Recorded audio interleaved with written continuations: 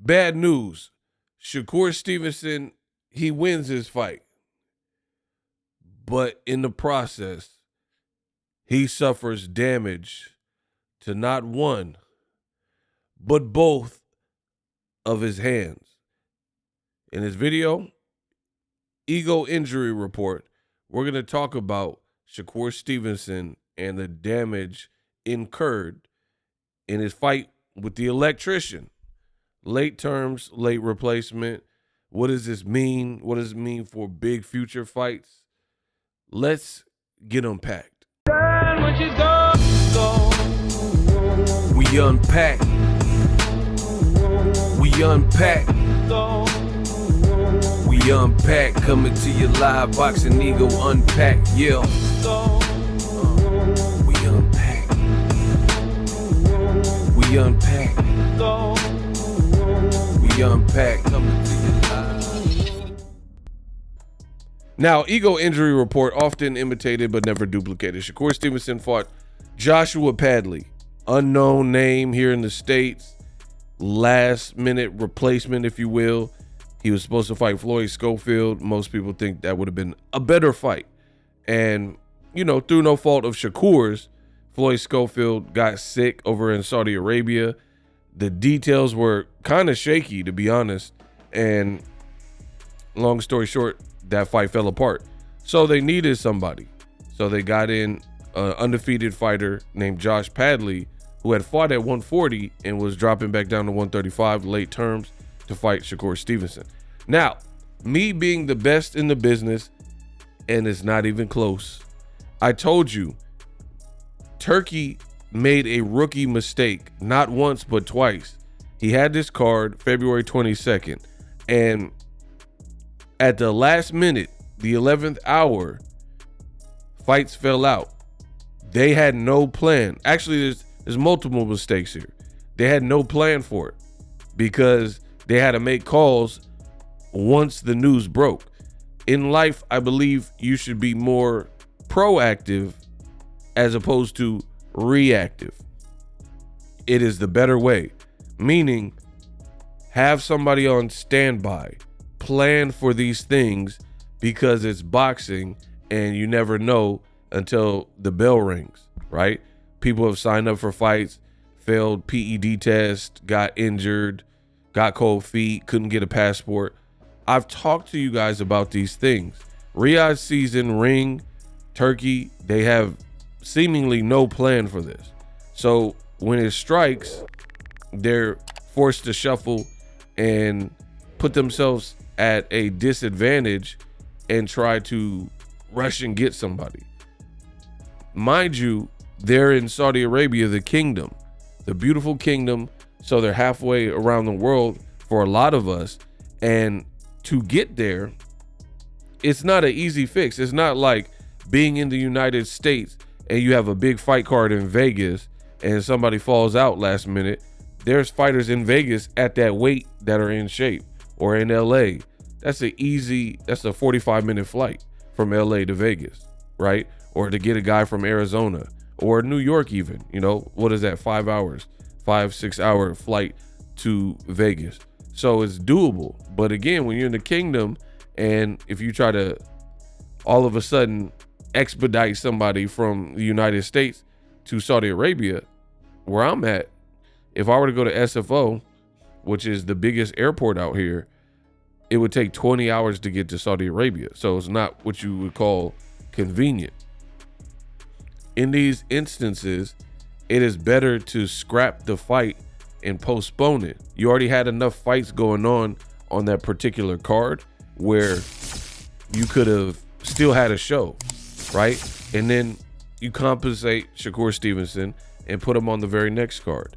But instead, they gave him an Electrician late notice. And I told you guys before the fight, Shakur wasn't really going to get positive reviews no matter what the outcome. And that's why I don't like fights like that, because if you lose, I mean, that's common sense. You lost to a guy who had no training camp, and as an electrician, boxing isn't even his full paying gig. He has to make money elsewhere, right? Which is not bad. You're taking care of your family. but it shows that he's not in the big leagues, if you will. Because if you think Canelo has a part-time job at a bank? Do you think Canelo Alvarez works at Raising Cane's, making all the money he's made from boxing? Absolutely not. You couldn't even have a Canelo work at a Raising Cane's, because you would have people taking pictures and holding up the line and stuff like that. So there's levels to it, right? So this was really a lose-lose situation for Shakur from the onset, which is why you should make, in my opinion, better executive decisions. Same thing with Bakole. You brought Bakole in and ruined his old wave because he got knocked out in 2 rounds because he wasn't prepared. For me, I think given a full camp, I would favor Bakole if he was in shape, trained, ready for Joseph Parker, because then it would be equal. Like, people think this boxing is a game or video game where you're going to have these crazy Rocky Balboa stories. That only happens in the movies where Apollo Creed can't knock out some journeyman that everyone was calling a bum a day before. That doesn't happen in real life, right? Or Rocky come out of retirement to fight the champion. You know what I mean? But you guys want to keep believing in these like fairy tales that it'll have a fairy tale ending, and in boxing it seldom does. So Shakur was destined for failure here because of the situation. Not much credit was going to be given for a victory over Padley, no matter what. And then now we find out in the process, it took 9 rounds, and within the 3rd round or so, he hurt his hands. And you hear Shakur doing these war cries, trying to sit down on his punches, and it still took him a while, all things considered, to get this electrician out of there. And he was only able to do it to the body. So now it's made people question his power. I told you this was a no-win situation. You're fighting some domestic level unknown guy at the very last minute, and you mess up both of your hands by fighting him and trying to stop him and make a statement. So clearly this is not your style. Your hands are not like forgiving you.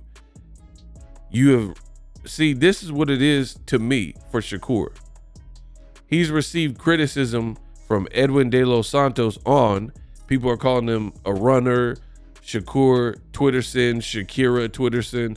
And obviously, being a human, you're not going to like people talking down on your brand or whatever, criticizing you. So he's trying to reinvent himself, and it's not working because he can't keep his hands healthy in the process. And I'm going to take you through it and show you how his hands are looking. But to me, this is not a good thing because you're trying to face the maddening crowd and dispel the rumors, but in the process, you're looking worse in doing it. You know what I mean? Some people are going to say, oh, he looks sharp. I can't say you look sharp. Shakur fought a style that he never fights with anybody else of note, especially if they have power. So to me, that's not looking sharp. I give credit to Padley for showing heart given the circumstance. Everything, like, if Shakur fought Floyd Schofield and looked the way he did with Padley, then I would give him credit because it was a fair fight. But I'm not going to have all this information and data and then omit portions of it to try to make Shakur or any fighter look good. Like, this is not what I do here. You know what I mean? So let's take a look at Shakur Stevenson's hands. Exhibit A. This is Shakur Stevenson's hand after fighting a late replacement, Electrician. You can see the reddening. He's gripping the mic, pause, and his hand is busted up, right? So keep that in mind. I'll show you some other captures and screen grab. So when Shakur Stevenson is saying what he's saying, I feel like the fans kind of know better. The fans know better. This is his opponent immediately the next day after his fight. So Shakur will do all this talking and say like, oh, Padley stands no chance. I'm going to cook him, this, that, and the third. He can't deal with me. But you went 9 rounds with a late replacement Electrician who had no time to adequately prepare. And now what makes it look FAF is you drop him 3 times in 1 round. I can't think of any high profile fight that Shakur has ever had where that was the outcome. And he dropped somebody 3 times in 1 round. He dropped Oscar Valdez once and then he could never find a way to kind of finish the job. He got a mercy stoppage with Yoshino. And to me, this was a mercy stoppage from Joshua Padlock's team because Padlock was in over his head and his team knew he didn't prepare well. So why, like, just think about it. Why would your team, knowing the circumstance, knowing that you just got off work as an electrician and you did not prepare for the fight, but because Turkey wanted to, quote, save the fight, you know, they come out and put you into this situation, and your team, of course, they're not going to want to keep you in there, I guess you could say, knowing you didn't even train for this, you didn't prepare. So when the going gets tough, that's where you will get pulled out because of the circumstance. Like, put it this way. If Joshua Padlock's team knew he put in all the work, they knew he trained his butt off for 10, 12 weeks, the same length of time that Shakur had, even if he got hurt in the fight with a full camp, they would probably be more willing to let it go on given the circumstances, because the extra fuel and energy that you need can be found in your training, right? Like, for example, Caleb Plant was doing good versus David Benavidez until he wasn't. Later half of the fight, Benavidez picked it up, started really hurting Caleb Plant. But the reason he's able to not get knocked out, some of it was a little bit the referee, but the other portion of it is because Caleb Plant has crazy heart and he knew he had done the proper preparation and he had trained for this moment. So at the end of the day, he could rely on his training to pull him through those tough, intense moments later in the fight. Joshua Padley, he didn't have that because he didn't have a full training camp, and his team is aware of that because they all had to fly out last minute. They had no time to strategize and game plan. So yeah, you're going to be more likely to call it a day when you see things aren't going your way. And Padley said post-fight, this is another picture of him after the fight. He looks rejuvenated. He looks clean cut. Like, he looked like he went to a day spa and they just gave him a facial or something. Pause. Right? This is him after fighting Shakur Stevenson fight, right? There's nothing looks wrong with him. He's doing interviews and he's like, yeah, I'm a bit gutted, mate, but you know, I didn't have time to pull it off and I dared to be great, blah, blah, blah. You went 9 rounds with the world champion who had a 12-week camp training for a hard fight, and you weren't training at all. You were working your 9-to-5 job, and you come out the fight looking unscathed. And sometimes that happens when you see like a flush knockout. Like Manny Pacquiao's face might not have looked crazy versus Marquez, but he got knocked out unconscious. So sometimes it happens when you get knocked out like that, but Shakur didn't do that. He didn't knock him out with the headshot and, you know, just put him out as misery. He was landing multiple shots on Padley throughout the fight. A lot of them were headshots early, and then he kind of went and started investing more into the body, and that's where he had this success. So for me, this was a lose-lose situation for Shakur. I told you it was a lose-lose situation. People didn't want to believe me. Do you believe me now? Because Padley's talking his talk. He got a bag, you know, he gets to take care of his family. And meanwhile, Shakur Stevenson was punching with all of his might. You heard him in the fight. I study boxing. This is what I do, right? Shakur was punching with all his might, like, ah, ah, ah, ah, ah. Every couple, like every time he threw a punch. So that means when a fighter's doing all that, they're putting extra emphasis and energy into those shots, like sitting down, like when fighters try to walk you down, they do those war cries. So Shakur knew he had to stop this guy, and he, at an early on stage in this fight, he really started to try to level him and like punish him and sit down. And the guy's face looks like this post-fight. To contrast,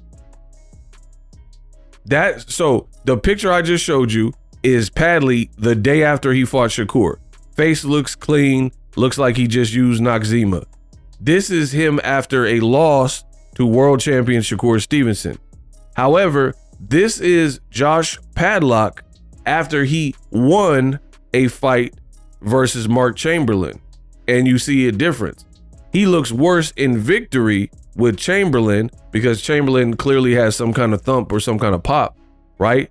So he's able to get a victory in an upset fashion, but clearly he had to work for it. And that's why he's doing these interviews and he's saying, I've been hit much harder before. And you can see it. Again, on the left side is his fight with Chamberlain. That was a win. On the right side was a loss to Shakur Stevenson. And then now Shakur's doing interviews saying, oh, I damaged both of my hands. Here is a screen grab of Shakur Stevenson, who now is saying both of his hands got messed up fighting an electrician when he had a full camp and the guy did not. And the interview can be found on YouTube.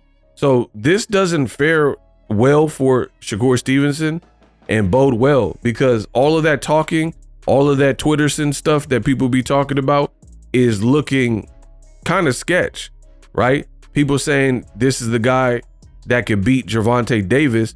For me, I don't see how you're going to beat Gervonta Davis if your hands continually are giving you these types of issues and your hands do not remain healthy, and you're fighting a guy that you trained for that didn't train for you and is going to the championship rounds, and then you stop him, but it's still kind of a mercy stoppage from the other person's team, as I mentioned, because they were aware that he didn't have time to properly train, and they seen him get dropped 3 times to the body only, and they're like, all right, you know, let's just pack it in, save our fighter.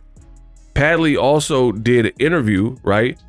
And he says he had never been dropped in sparring in his amateur career or in the pros. So it was very frustrating in the Shakur Stevenson fight, he recalls, because he says, I weren't hurt by any of the body shots. None of the body shots were affecting me at all. Shakur's punching power pretty much was not like that, but due to no conditioning and due to not training at all, which is why you don't do this. And it's funny because you have a lot of these dudes that are, I guess, turkey apologists, right? And they're like, oh man, this was a great save. And this is why you don't do a quote great save, because you end up messing up people's career. Again, this is him after Mark Chamberlain, and you see all the markings on his face. However, fighting Shakur Stevenson, much different. Fight styles make fights. So this is why you don't do these last minute saves. It's no coincidence to me that the corners stopped both of the late replacement fights.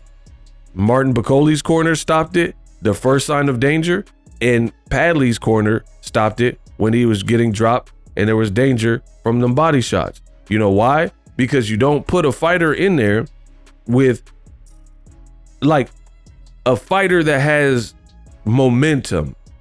Let me rephrase that. Of course, for these scenarios, occasionally you're going to have to pull a fighter, But usually you don't take somebody who has positive momentum and a lot of positive sweat equity, and they have big fights that they could do, and their name is good in the sport at that given time, and then throw them into a Cinderella man, fake fairy tale, let's see if they can pull it off assignment like this. This is why you don't do it. I've been telling you that. You do what Golden Boy did when Oscar Duarte's opponent, Regis Prograis, fell out. He was injured. They replaced it with a guy like Madueno. Madueno's cool, but Madueno had already lost to Keyshawn Davis, and Oscar Duarte was able to stop him. So that makes Oscar Duarte look good, because even though Madueno was a late replacement, he was able to stop him, whereas somebody who just became a champion, Keyshawn Davis, wasn't. And Madueno had shown to be tough and the ability to take shots when he fought Keyshawn, but then he couldn't hold up and stand up to Duarte's power. Those are the types of replacement fights that you do. You don't really take somebody who, again, is doing well for themselves and they have a lot of opportunity and different paths they could go. Like Bakoli had a fight in May versus Efe Ajagba, which was a title fight eliminator with the IBF. And then Turkey say, oh, let's call Padley, you know, and ruin what he got going, because that's what happens. Now the electrician has to go back to his job, or maybe he made enough money where he doesn't. And then for what? It does nothing for Shakur Stevenson. What does Shakur Stevenson get from this? Go look at any Shakur Stevenson comment section and tell me that majority of the comments are praising Shakur. I'm telling you, you're not going to see it. Majority of the comments are not like giving that much props for this performance. If anything, we're going to celebrate Padlock, because he came in against all odds and, you know, he gave it a go. So that's commendable. That is respectable. Shakur, what did he get from this? 2 damaged hands, and now got people believing there's no way that he could defeat Tank Davis. Like, what are we talking about, people? So for me, this fight was a mess. It didn't help Shakur's stock. It didn't increase it. In the process, he beat up his hands, and he's already done interviews saying he can't give you more than 2 fights because of his hands. And now he's going to social media and he's talking about nobody in the world can beat me. Tank is a chump. Tank is a clown. Gervonta Davis. So the clout chasing is disgusting in boxing. Like, no one's trying to hear these things when you halfway struggle with a late replacement electrician. So Shakur, best of luck to him. He can say whatever he wants, but for the real boxing fans, I just don't think people are going to take that seriously when you're sitting down on your punches, hitting this man with all the vicious combinations and combinations of punches that you know, and post-fight, it looks like he's not even in the fight. It looks like nothing even happened to him. He could go to the club, he could do a sit-down interview, and that's the other thing. I've seen fights where a person, like, whether they won, lost, like, let's say Tim Bradley. Tim Bradley won versus Ruslan Provodnikov, but man, he had to walk through some fire to get that victory. Post-fight in his interview, he sounded dazed and confused like Matthew McConaughey. He sounded really disoriented, and he didn't seem like he was clearly concussed to me. Padley, on the other hand, all of the content that I've seen, because you know they shoved cameras and mics in front of his face, he sounded cool. It didn't sound like, oh, I just got battered and I'm like da-da-da. He not wearing sunglasses, which you see in boxing. Like, you look at Israel Madrimov, look at his interviews. His eye is so messed up from Virgil Ortiz, he doing them interviews with sunglasses on. Even Dimitri Bivol, they'll do interviews with sunglasses on. This man is showing his eyes. He's showing you the blue eyes like he Frank Sinatra. He's not hiding his face because nothing happened to his face. You dig? But when he fought against Chamberlain, yeah, maybe he wore some glasses after that. Or if he didn't, you could see the damage that was inflicted, right? And he didn't even have a full camp. So you guys could keep talking about Shakur is the one and he'll beat Tank. But with hand issues, performances like this that are no win situations, I don't see it. I am being so honest with you. That's all I know how to do. If you like this style of content, if you gain any value from any of my videos, any of my content, make sure you like and subscribe. But truthfully, I told you this was a bad idea.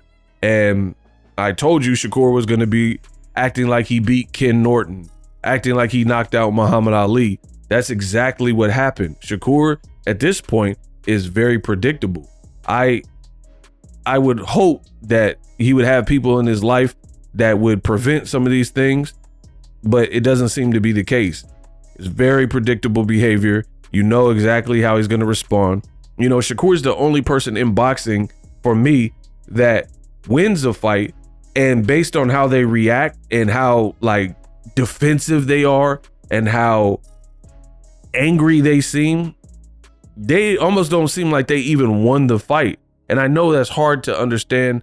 I know it's hard to explain, but it doesn't even seem like he won the fight based on how angry he seems after his fight. He's always constantly explaining, man, Edwin De Los Santos, look at these tweets to my girl. I told her I wasn't feeling good, you know, and then he beats Padley and he's like, man, the Electrician, everybody's going to get it like the Electrician. Nobody in the world could beat me. It just seems like overcompensation for me. That's my time. Let me know what you guys think. Ego injury report. Surprisingly, normally when I do these ego injury report videos, it's the person who lost that got the brunt of the injury, right? Like your Dennis Ugas lost to Errol Spence and then his eye looked crazy. And I did the boxing ego injury report. Now, Padley has no injuries with no time to prepare. And the person with the injuries is the one who was the champion, who was ranked higher, and he's the one with double injuries on his hands per his own word, right? So very bizarre career trajectory that Shakur has been on, namely at lightweight. He was doing cool at 26 and 30, but now at this new division, it doesn't seem to be working for him. His hands don't seem to be holding up, and neither do the performances. For more on boxing, subscribe.